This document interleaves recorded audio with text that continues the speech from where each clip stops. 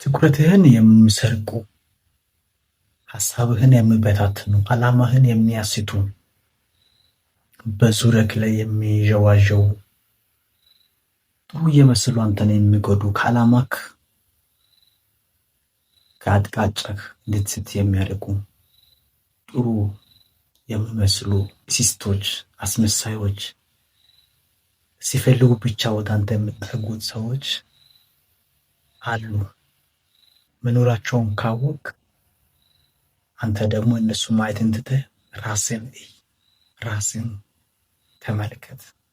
ለራስህ ማድረግ ያለብን ነገር፣ መሄድ ያለብን መንገድ፣ መስራት ያለብን ነገር ለመስራት፣ ወደ ስኬት ለመሮጥ፣ ወደ ዓላማህ ለመሮጥ፣ ወደ ፎከስ ወዳረክበት ለመሄድ ሞክር እንጂ ለነሱ ጊዜና ቦታ አትስጥ።